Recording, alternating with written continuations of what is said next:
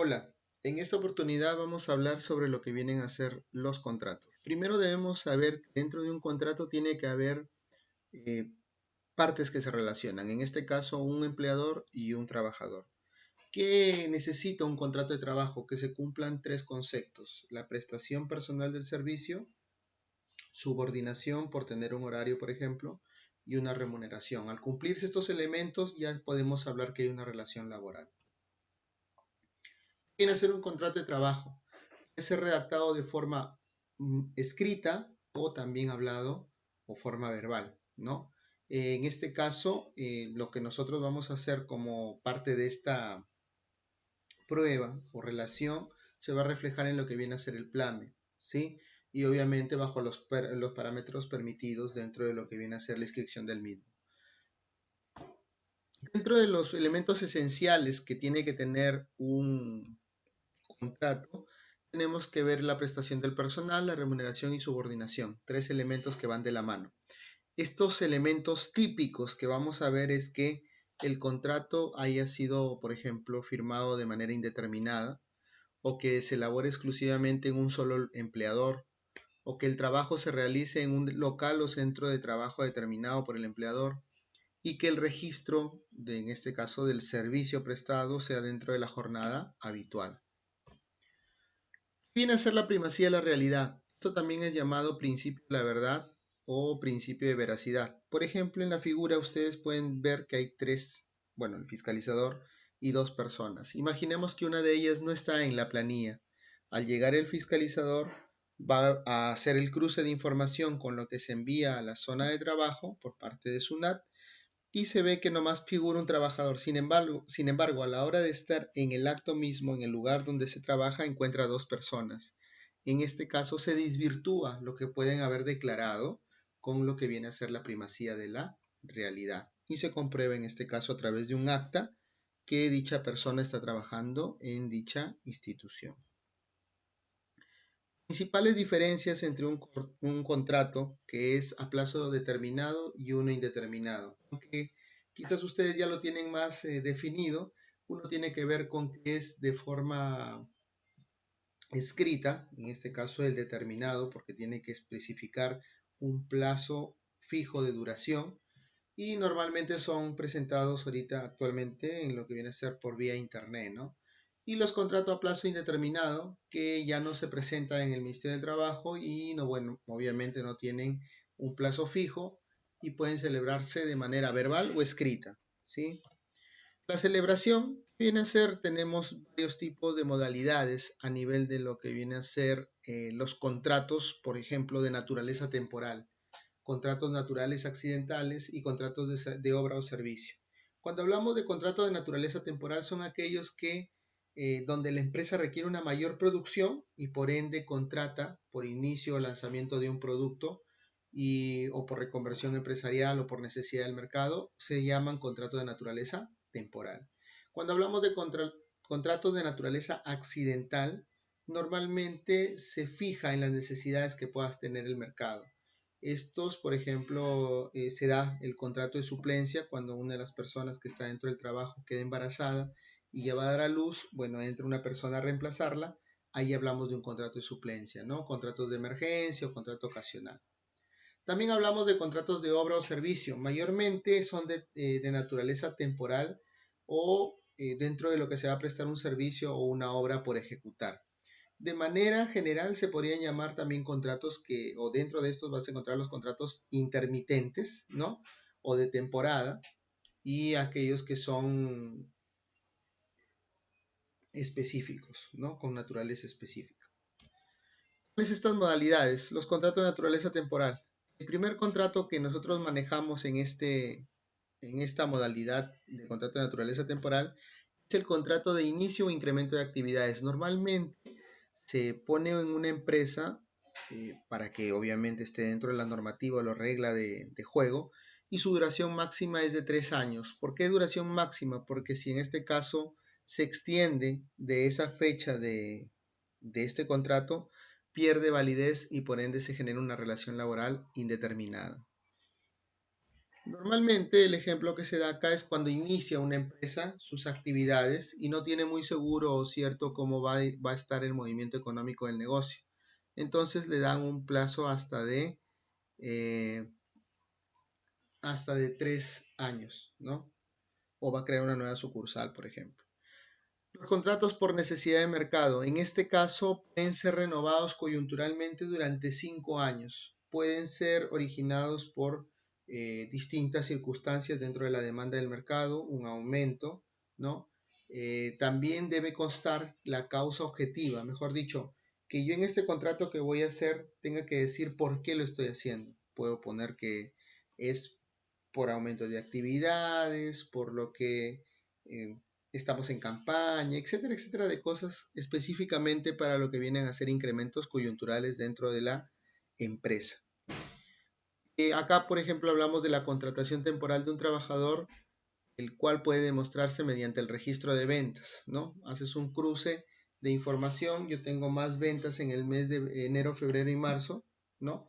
Entonces, yo he utilizado este tipo de contrato, por ejemplo, para el lugar, un club campestre, ¿no? Y este club campestre necesita, pues, en esos meses de enero, febrero y marzo, mayor personal para que pueda atender a los clientes. Es por eso que yo, al incrementarse mis ventas, también incremento mi fuerza laboral. Y esto se puede comprobar. Tenemos un contrato por reconversión empresarial. Normalmente estos son contratos que se dan por carácter tecnológico, ¿ya? Eh, si la empresa desarrolla algunas actividades, ¿no? Normalmente, de acuerdo al giro del negocio, entonces nosotros vamos a empezar a ver que si va a cambiar esta empresa, por ejemplo, a llevar, si antes tenías un sistema contable, ¿ya? Y dabas la asesoría vía virtual, ¿no? No, perdón, vía presencial. En estos tiempos vamos a tener que hacerlo vía virtual, ¿no? Y de repente vamos a tener que trabajar en la nube y vamos a tener que actualizar lo que viene a ser todo nuestro carácter tecnológico a nivel de los sistemas, procesos, parte administrativa. Y este contrato de reconversión empresarial o transformación que sufre la empresa tiene una duración simplemente de 2 años. En este caso, un ejemplo que lo pueden ustedes ver es el personal especializado que opera un sistema o equipo con determinadas características tecnológicas, ¿sí? Sin embargo, lo más probable es que los trabajadores que antes han estado no manejen este equipo. Entonces, esta persona viene a capacitarlos en esos avances para que puedan realizar el servicio de mejor manera. Tenemos un contrato de naturaleza accidental. En este caso, incluye a los contratos que son ocasionales. Estos son su duración máxima 6 meses y es cuando tenemos que atender necesidades transitorias dentro de un determinado momento. Por ejemplo, dice, en el caso de la necesidad de contratar de manera transitoria un trabajador para la reparación de autos por 3 meses a clientes VIP, ¿no? Por ser una necesidad distinta a la actividad habitual en el trabajo o en el centro de trabajos. En este caso, puede ser que una empresa que se dedica a la venta de vehículos esté vendiendo vehículos, pero de una línea mucho más elevada en cuestión de precio, y lo que se les da a estos trabajadores por un tiempo determinado, que en este caso está poniéndole 3 meses, para que brinden un servicio exclusivo para ese producto que han vendido en un determinado momento, ¿no? Como ya lo hemos visto, su naturaleza solamente es de 6 meses. Tenemos un contrato de suplencia que habíamos conversado anteriormente y es que el trabajador al cual en este caso sustituya dentro de la empresa y que obviamente tiene un contrato, va a poder ser o termina su periodo de reemplazo el día que vuelve a ingresar el trabajador que estaba en ese puesto, ¿sí?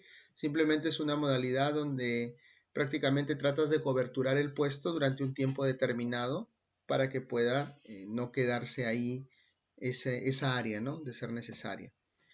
Tenemos un contrato de emergencia.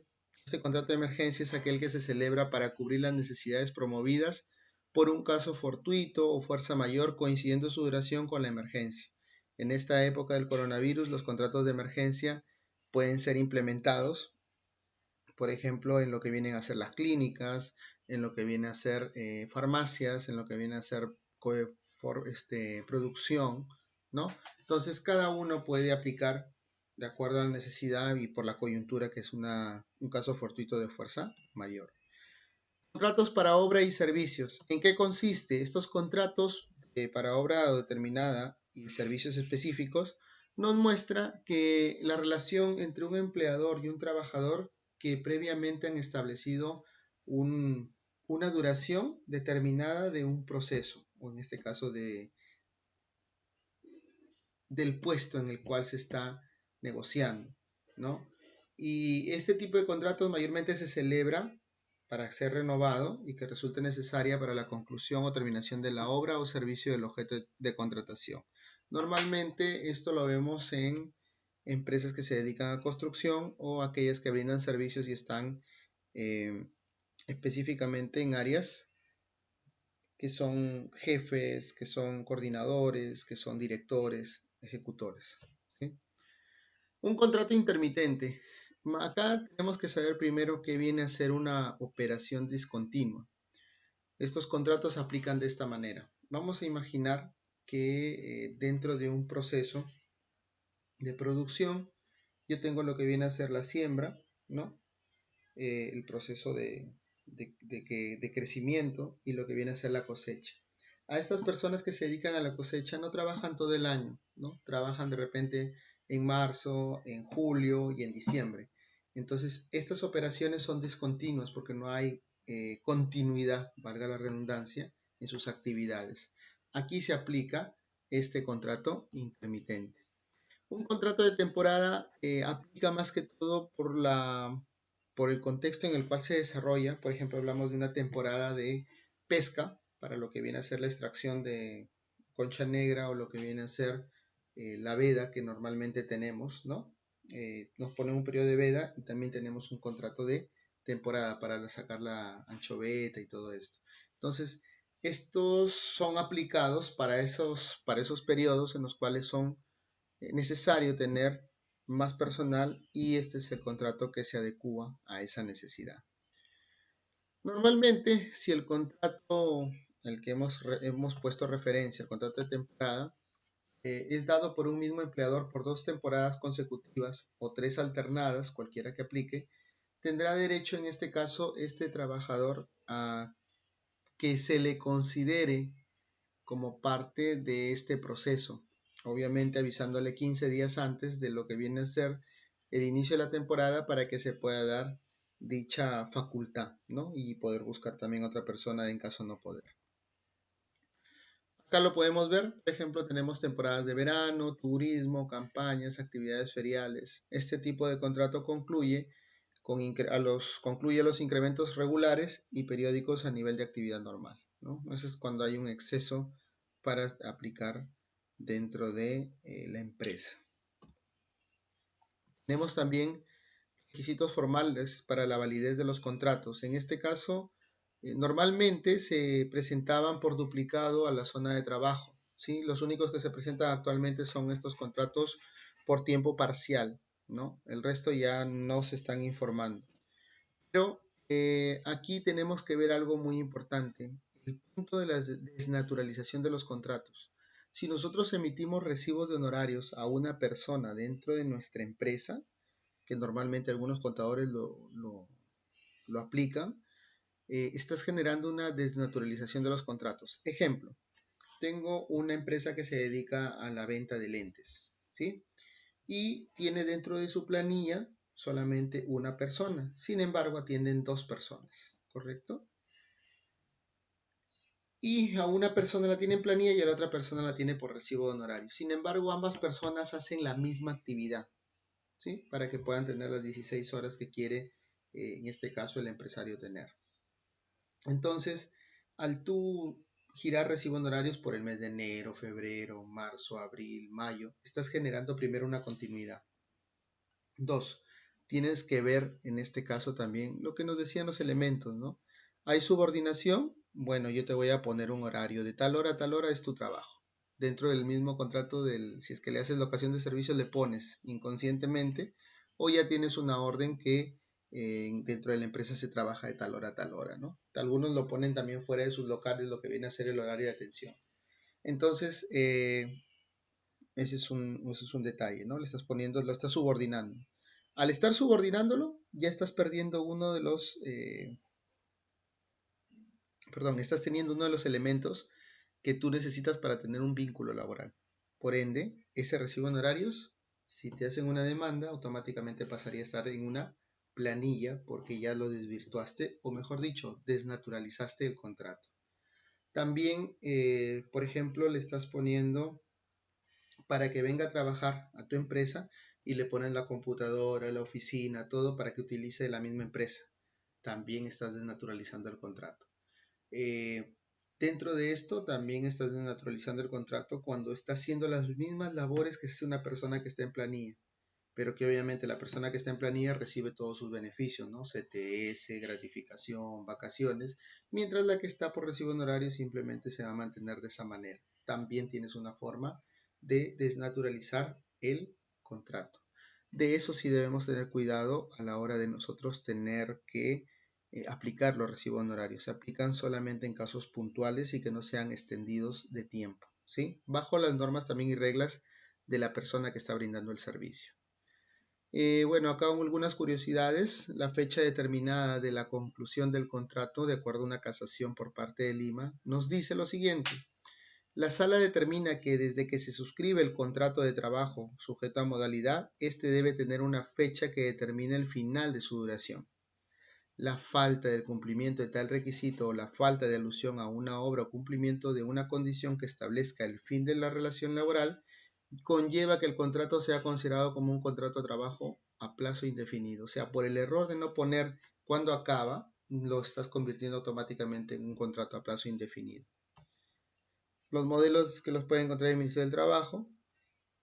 Acá tenemos una carta de imputación de falta grave que normalmente se les da a esos trabajadores que han cometido una falta dentro de la institución, por ejemplo, llegar en estado etílico o bajo sustancias alucinógenas o haber cometido hurto o haber hecho cosas que no están correctas de acuerdo al reglamento interno de trabajo, para el cual este debe haberse presentado el primer día, ¿no? Y firmado la recepción del mismo para que puedas aplicar dicho reglamento y puedas hacer el despido.